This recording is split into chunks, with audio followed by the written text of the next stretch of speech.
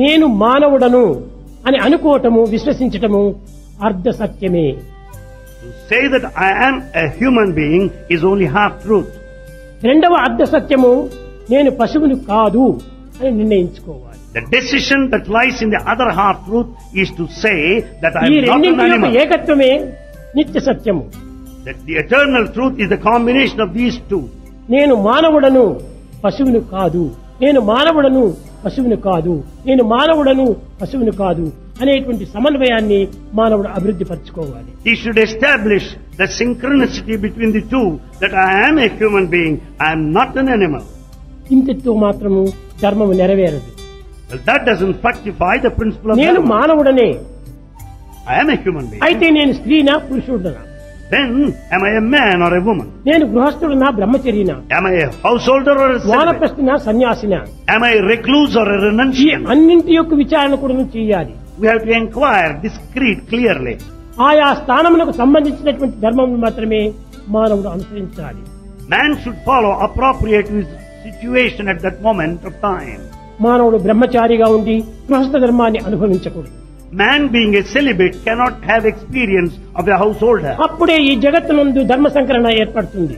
There lies the mixing of confusion in సంఘములో dharma. కల్లోలము ఏర్పడుతుంది. There lies the agitation in mankind. కనుకనే ధర్మం అనేటువంటిది ఏమిటి అనేటువంటి విషయాన్ని మానవుడు అర్థం చేసుకునలేక ప్రవర్తిస్తున్నాడు. Man is behaving without understanding in the least what is meant by dharma or righteousness. కనుక ప్రతి మానవుడు కూడాను తన ధర్మాన్ని తాను అనుసరించే సమయం లోపల నేను ఎట్టి స్థితిలో ఉన్నాను, నేను బ్రహ్మచారి స్థితిలో ఉన్నానా, లేక గృహస్థ స్థితిలో ఉన్నానా, లేక వానప్రస్థ స్థితిలో ఉన్నానా అని విచారించి దానికి సంబంధించినటువంటి ధర్మంని ఆచరిస్తూ రావాలి. Every man must investigate for himself the qualities expected of him as a bachelor, as a recluse, as a householder, and as a total ఒకరు renunciant. అనుసరించవలసినటువంటి ధర్మంను మరొకరు అనుసరించకూడదు. The one who is expected to follow a particular code of conduct should not adopt a different మానవులకు one. అందరికీ ఒకే ధర్మమని భావించకూడదు. We should never consider that dharma is uniform for అది the entire mankind. అధర్మానికి మూల కారణమవుతుంది. అది This is the cause for unrighteousness today. మానవుడే జన్మించినటువంటి ప్రతి వ్యక్తి కూడాను తన వయ ప్రమాణమును గురించి విచారించి దానికి సంబంధించినటువంటి ధర్మంని ఆచరించాలి.